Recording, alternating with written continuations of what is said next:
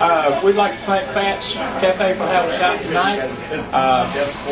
Let these other guys make a comment, but me being the food expert in the crowd, as you can see, the food was excellent, people, and we do appreciate them having us over. I had a Reuben sandwich, one of the best I've ever had in a long time, and if people want some good food at good prices, come right on out here to Fats, because they've got it covered. The atmosphere, good food, good people, always willing to help you out.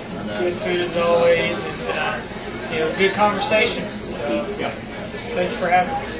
Again, just like to say, thank you for that. What Louis is talking about being the food expert, I'm not going to feel at least. That's based on my size.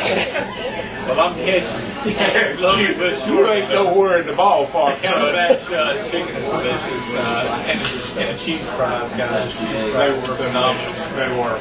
Like I said, come up here to Lincoln, come to Fats, have good food, good time. That's about all. That's it. Now moving on to this week's games this week in our picks. We're going to start off with Crest at Hunter Huss. Louis, how do you feel about that one? Well, I picked Crest, and the biggest reason I did is because Marshall Williams, first quarterback, was iffy. And if he's 100%, Huss could beat him. If he's not 100%, I really think they're going to have some problems. Crest, it's got a really good football team, got a tremendous quarterback, being recruited big time. And I just think, even though it's a Huss, I feel like Crest is going to win. That's just my opinion. I like Crest in this one as well. They're getting into their tougher part of their schedule. Like Louis alluded to, had Huss have their quarterback, 100%, it'd be a closer game. I like Crest by 2 touchdowns. I'll go with Crest also this week. And moving on, we have Louis's favorite, Bessemer City at North Lincoln. I'm going with Bessemer City. Bessemer has looked real tough, and of course, Coach Latham talked about how tough their defense was, and of course they scored against them several times on turnovers. I think North Lincoln is still struggling, and I feel like Bessemer City ought to take it. I'll actually be at this game this Friday. I like Bessemer City as well. Their defense is playing well. North Lincoln has been hit by the injury bug. They've had Wes Gant, one of their offensive tackles, key player in their offensive line. He's out with concussion, unfortunately. We wish him the best. They have 2 other players, seniors, on their offensive line that will also be out. Key tailback, Johnny Walker, senior, is iffy, questionable this week. So, having said all that, they're going to have some, younger players take some roles they're not familiar with. And Bessemer's playing well. Bessemer is on a roll. I like Bessemer. Yes, I'll go with the broken record chieftain and take Bessemer City also. I mean, they're, like you said, their defense right now is, playing a step above pretty much anybody right now. So, as Coach Latham pointed out, they're really confident. So we'll take Bessemer City also. Moving north a little bit, we're going to go with Providence, or Butler at Providence.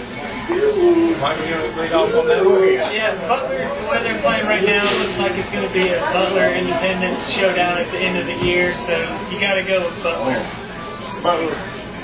I'll go with Butler also. I mean, last week they played Audrey Kell, and Audrey Kell's longest play of the game was 5 yards. I mean, their defense at Butler right now is just, 67-0 Bud Wolfen. I mean, Audrey Kell's got a good running back, and I mean, all they can muster for their longest play, 5 yards. I mean, that right there, I mean, that right there is just ridiculous. I just can't wait for the Butler Independence game, and I would like to say, let's talk about that a little bit. Right now, for many who don't know, Memorial Stadium, where they usually play this game, has went through some structural damage, structural problems, and they have closed it down. And every year, the Butler Independence game is played there, where excess of 20,000 people show up for this game. That's cool. And right now, when it's closed, the game's going to be played at Independence. That's whose home game it is this year, Independence, which is only about a 45,000 if they really push it. Right.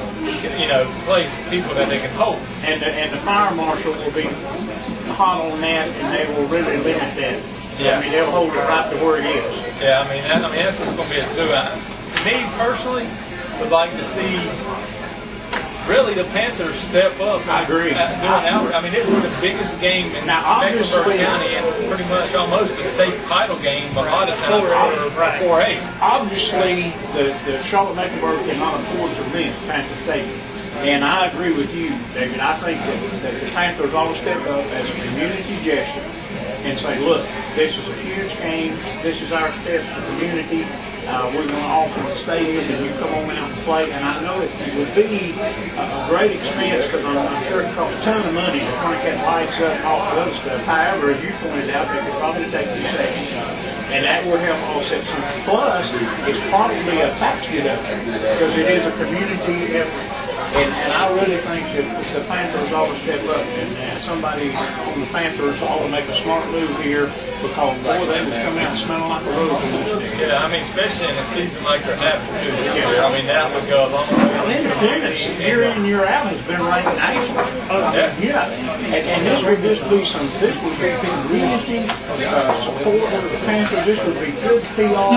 They couldn't lose doing this. Yeah, I mean, this would be a win-win for everyone. I mean, honestly, there's a lot of NFL teams. I know hearing on some of the radio shows, like the Steelers actually open up their field for the big rivalry game in Pittsburgh every year. I mean, those kids got to come in there and play, Heinz Field. I mean, it'd be a good thing for the Panthers to kind of even maybe start doing this year in, year out. If somebody hadn't suggested it, by golly, we had it. So the FFN Network suggests that this be a new tradition, between these two schools, and for the, end of the year game between Independence and Butler. Good suggestion, guys. Let's hope that we see it happen. Oh yeah. All right, what we got next? Moving on, we have East Lincoln at Cherryville. Michael, how do you see this? East Lincoln is on a roll. They've won their last 5 games, guys. Their defense, the way they played against the speed of Lincoln, was incredible. It was a close game back and forth, but Cherryville runs that option game just like Lincoln. And Cherryville just is undersized as far as their athletes. There's too much to get on the ends and defense for East Lincoln, so I like East Lincoln by at least. Oh, I think East Lincoln by at least 2, yeah. And Cherryville does not have the depth to play East Lincoln. They get a kid or two here there. East Lincoln. Yeah, I definitely think East Lincoln coming off the win against Lincoln, and this is pretty much for bragging rights, really, county here. Exactly. Cherryville just, I think, will be a little outmatched. Also, we have a big game next week. Or this week coming up also in Gaston County with Forest View at Ashbrook. Well, this is usually a barn burner, but this year I think the barn is already burned.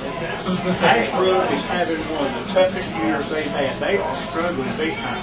Forest View is on the roll. They have beat whom I consider the 2 best teams in that conference, South Point and Prince, are 2 of the, I say 2 of the better teams in that conference. And they've proven themselves, and I don't think Ashbrook has a chance. I say 2 touchdowns or better. I agree with Forest View's just on a roll, especially with that confidence building with that big win over South Point. You've got anytime you beat South Point and Crest back to back, son, that's a feather in your hat. Yeah, I'll say Forest View also. I hope they don't, come in there, like you said, coming off those 2 big wins. That's another thing. And then just, maybe taking their foot off the accelerator a little bit. That happens. You're a good point, maybe. And at Ashbrook. Excellent point. Just letting Ashbrook, because Ashbrook too. They play the tough schedule. And that's a great point. I know one thing, Coach Riggs is going to be on those guys to continue playing. There's nothing more they'd like to do than derail Forest View's, wouldn't that be big? momentum right now. But saying that, I still take Forest View in this game.